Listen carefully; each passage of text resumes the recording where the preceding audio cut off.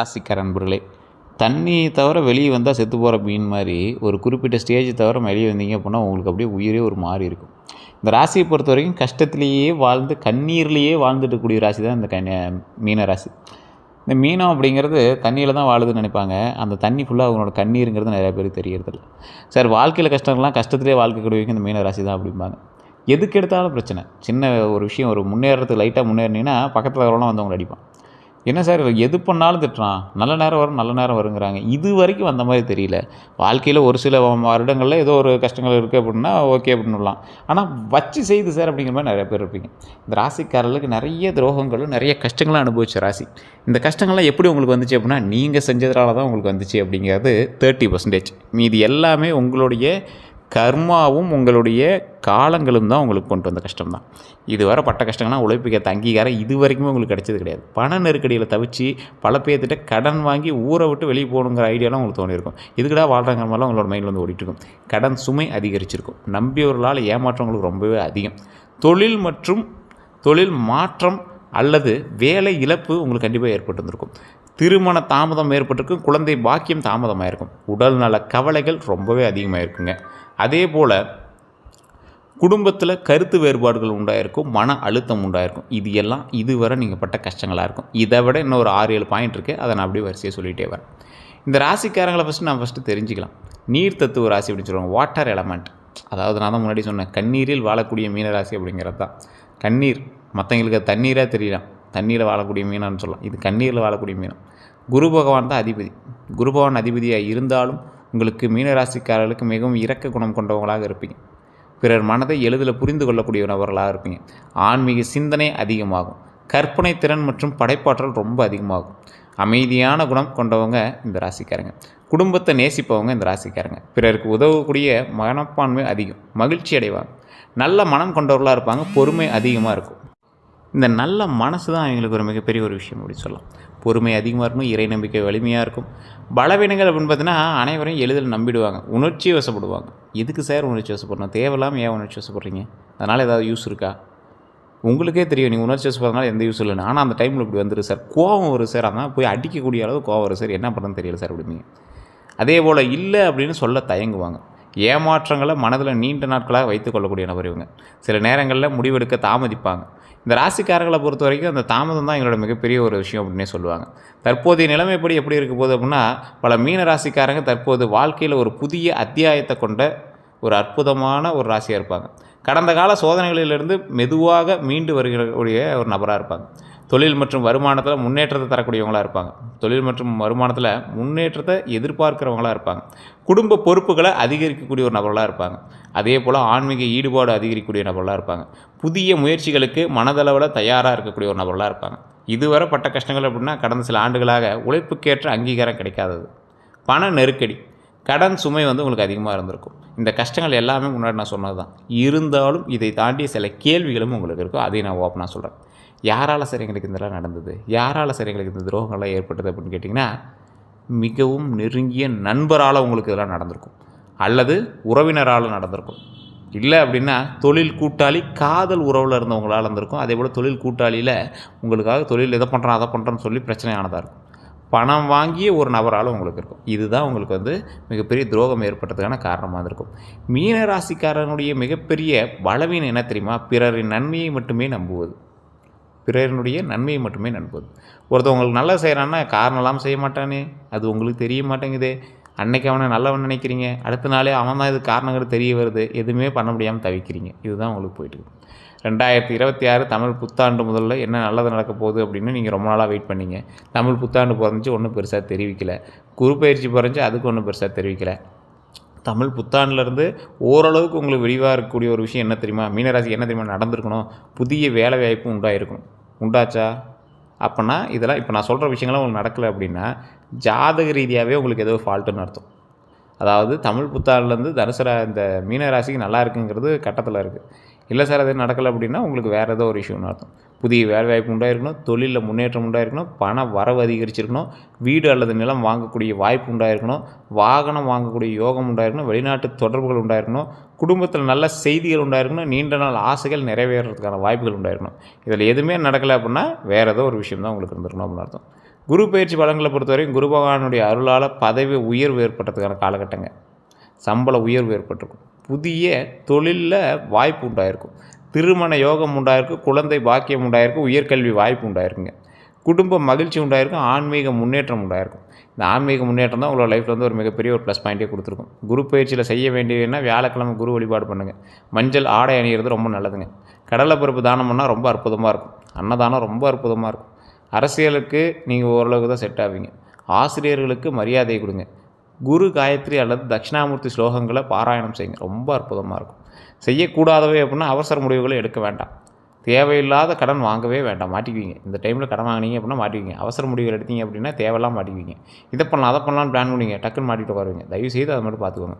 யாருக்கும் ஜாமீன் இருக்காதீங்க. உங்கள் நண்பர் வந்து கேட்பான், ஒரு லோன் மட்டும் தான் வாங்குறேன், அதுக்கு மட்டும் கொஞ்சம் நேரம் நில்லுமா, தயவுசெய்து நிற்காதீங்க. ஆவணங்களை படிக்காமல் கையெழுத்தில் வேண்டாம். உணர்ச்சி வசப்பட்டு பண முடிவுகளை எடுக்க வேண்டாம்.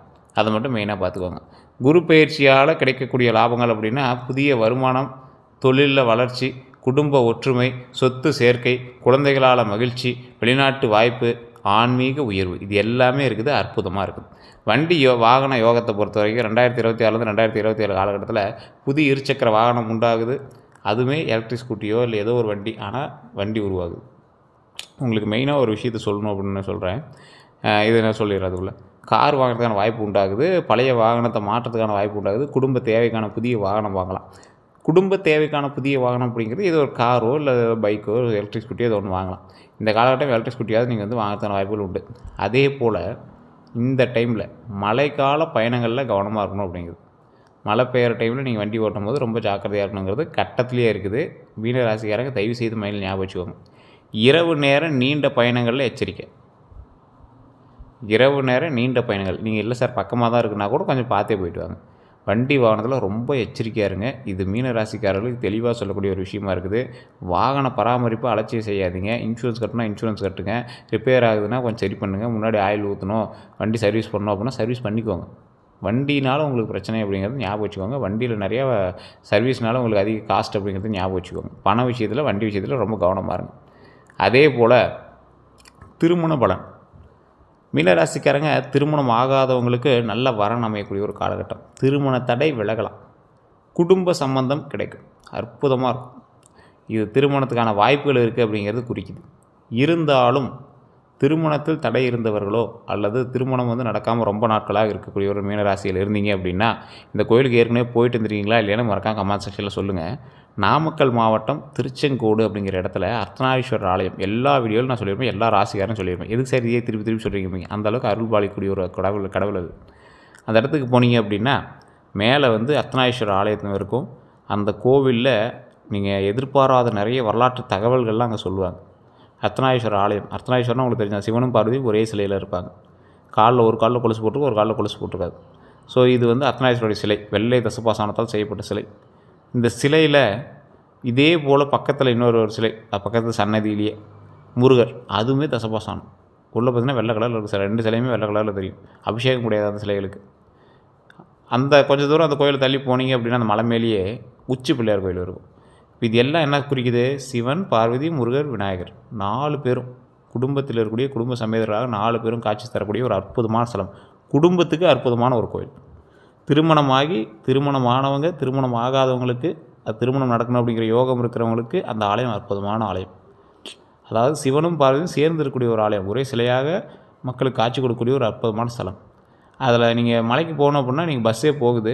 இல்லை சார் நடந்தே போக முடியுமா அப்படின்னா 1200 படிக்கட்டுகள் இருக்குது.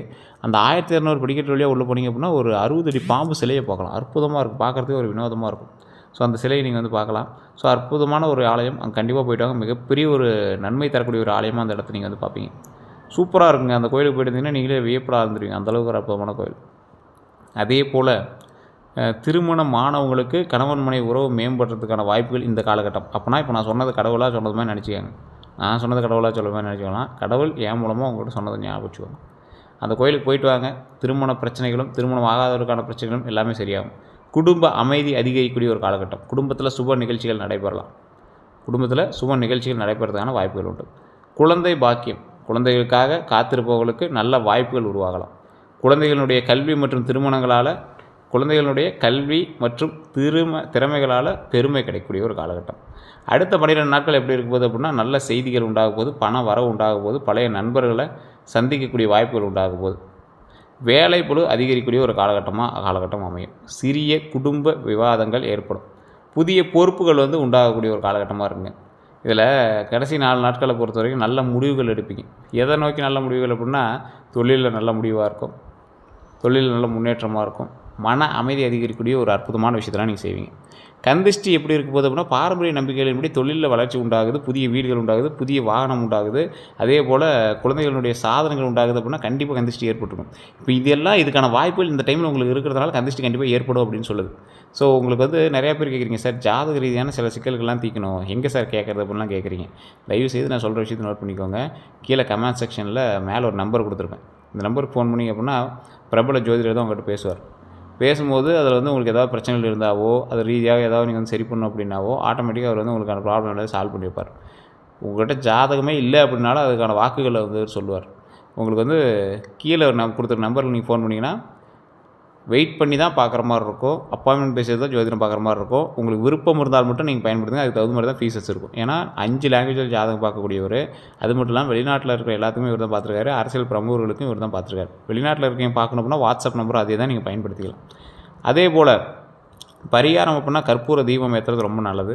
விநாயகர் வழிபாடு ரொம்ப அற்புதமாக இருக்கும். எலுமிச்சை மிளகாய் திருஷ்டி சுற்றுறது ரொம்ப அற்புதமாக இருக்குங்க. குடும்பத்தோடு கோவில் தரிசனம் பண்ணுறது ரொம்ப அற்புதமாக இருக்கும். வணங்க வேண்டிய தெய்வங்கள்னு பார்த்தீங்கன்னா குரு பகவான், தட்சிணாமூர்த்தி, சிவபெருமான், அதே போல் பெருமாள், விநாயகர், முருகப்பெருமான், இது எல்லாமே நீங்கள் வணங்குனீங்க அப்படின்னா அற்புதமாக இருக்கும். கோவிலுக்கு நீங்கள் போயிருந்தீங்க அப்படின்னா அற்புதமான ஒரு ஆலயம். இந்த ஆலயங்களில் எதுக்கு பயன்படுதுன்னு நான் சொல்கிறேன். குரு பகவான் வணங்குனீங்க அப்படின்னா குரு பயிற்சியில் உங்களுக்கு மேன்மையை கொடுப்பார். தட்சிணாமூர்த்தி தடைகள் நிவர்த்தி பண்ணுவார். நீங்கள் எதுக்கு போனாலும் தடையாகிட்டே இருக்குது சார், என்ன பண்ணுறதுன்னு தெரியல சார் அப்படின்னா தட்சிணாமூர்த்தி வழிபாடு, பெருமாள் வழிபாடு. பண வரவுக்கும் செல்வ செழிப்புக்கும் பெருமாளை வணங்கினீங்க அப்படின்னா தடை இல்லாமல் பண வரவு நமக்கு கிடைக்கும்.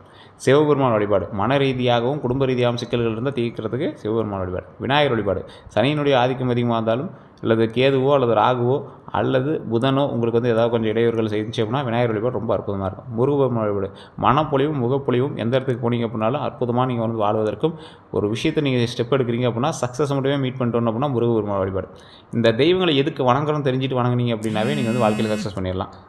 கடவுள்களை எதற்காக வணங்க வேண்டும் அப்படிங்கிறது தெரிஞ்சுட்டு வணங்கணும். கடவுளை வணங்கும்போது பணிவோடு வணங்கணும். இது வேணும் அப்படிங்கிறதோசம் வணங்காதீங்க. கடவுள் நான் வணங்குறேன், எனக்கு நன்மை கிடைக்கணும், எந்த விஷயத்துக்காக எந்த கடவுள்கிட்ட வணங்கணும் அப்படிங்கிறது தான் நம்மளுக்கு வேணும். குலதெய்வத்தை ஃபஸ்ட்டு வணங்கிட்டு தான் இது எல்லாத்தையும் வணங்கணும் அப்படிங்கிறது ஞாபகம் வச்சுக்கோங்க. எந்த கோயிலுக்கு போனால் நல்லது அப்படின்னா ஆலங்குடி குருஸ்தலம் இந்த டைமில் உங்களுக்கு அற்புதமாக இருக்கும். திருப்பதி வெங்கடேஸ்வரர் கோவில் அற்புதமான ஒரு காலகட்டம். இந்த காலகட்டத்தில் நீங்கள் வணங்குனீங்கன்னா உங்களுக்கு மேன்மை கொடுக்குறது. ராமேஸ்வரம் ராமநாத சுவாமி கோயிலுக்கு போயிருந்தீங்கனாலும் இந்த காலகட்டம் நல்லாயிருக்கும். பழனி முருகர் வழிபட்டீங்கனாலும் அற்புதமாக இருக்கும். எந்த நிற ஆடை நல்லது அப்படின்னா அதிர்ஷ்ட நிறங்கள் பார்த்திங்கன்னா மஞ்சள், வெள்ளை, இளம் பச்சை, இளநீலம், இது எல்லாமே அற்புதமாக இருக்கும். எந்த தானம் செய்யலாம் அப்படின்னா மஞ்சள் ஆடை, அரிசி தானம், கடலைப்பருப்பு, அன்னதானம், மாணவர்களுக்கு கல்வி உதவி செய்யுங்க, அற்புதமாக இருக்கும். மருத்துவ உதவி செய்யுங்க, தேவைப்படுறவங்களுக்கு உதவுங்க, ரொம்ப அற்புதமாக இருக்கும்.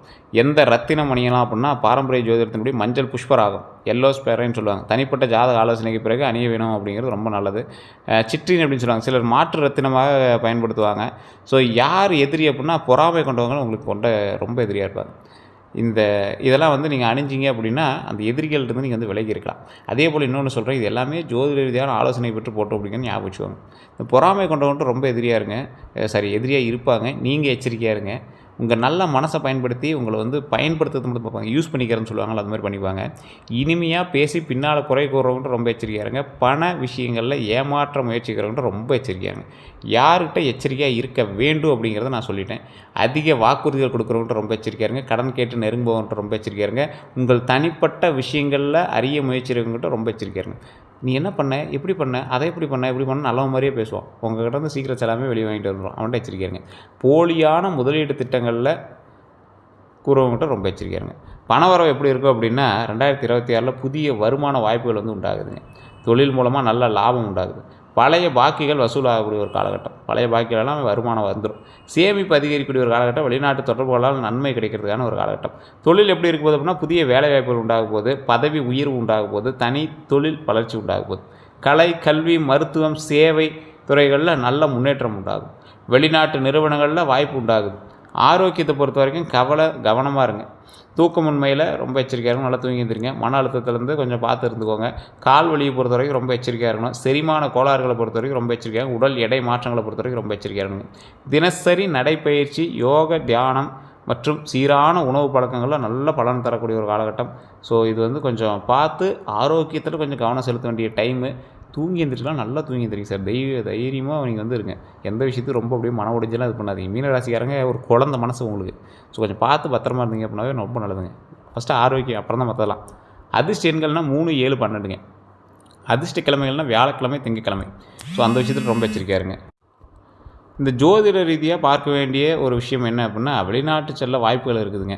வீடு வாங்குறதுக்கு முடியுமா அப்படின்னு கேட்குறவங்களுக்கு இந்த காலகட்டம் நிதி, அதாவது லோனு அது இதுன்னு உங்களுக்கு இருந்துச்சு அப்படின்னா அதை கொஞ்சம் சரி பண்ணிங்கன்னா வாய்ப்பு இருக்குது. புதிய தொழில் தொடங்கலாமா அப்படின்னு கேட்டால் சரியான ஆலோசனையோடு தொடங்கினா முன்னேற்றம் காணலாம்.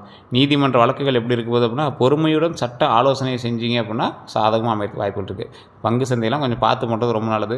குடும்பத்தில் ஒற்றுமை அதிகரிக்குமா அப்படின்னு கேட்டால் இந்த காலகட்டம் நல்லா இருக்குது. பேச்சில் நிதானம் இருந்துச்சு அப்படின்னா குடும்ப உறவுகளில் எந்த பிரச்சனையும் வராது. அதே போல் குடும்பத்தில் ஏதாவது பேசுகிறாங்க அப்படின்னா உட்காருங்க, ஒரு நிதானமாக பேசுங்க. அதுக்கு தகுந்த மாதிரி கொஞ்சம் சால்வ் பண்ணிட்டீங்க அப்படின்னா ரொம்ப நல்லது. தேவையில்லாத வாக்குறுதிகளோ தேவையில்லாத வம்பு சண்டையோ கோவப்படாதீங்க. ஆன்மீக முன்னேற்றம் இந்த காலகட்டத்தில் நல்லா இருக்குது. யாத்திரை, தியானம், தர்ம செயல்கள்லாம் பண்ணுறது அற்புதமாக இருக்கும். ஆன்மீக ஈடுபாடுமே அதிகரிக்கக்கூடிய ஒரு காலகட்டம். மன நிம்மதி, ஆன்மீக வளர்ச்சி மற்றும் பொருளாதார முன்னேற்றம் தரக்கூடிய ஒரு ஆண்டாக இந்த ஆண்டுலேருந்து உங்களுக்கு தொடக்கத்துலேருந்தே இருக்குது. கொஞ்சம் அதை சரி பார்த்துட்டு வாங்க. இல்லை சார் ஒன்றும் சரியாக இல்லையே அப்படின்னு கேட்குறவங்க ஜாதகத்தை செக் பண்ணுங்கள். தசாபுத்தி எப்படி இருக்குன்னு பாருங்கள். அதை பார்த்தீங்கன்னா உங்களுக்கு ஆட்டோமேட்டிக்காக நீங்கள் வந்து ஃபைன் பண்ணிடலாம். எல்லாருக்கும் நன்றி நண்பர்களே.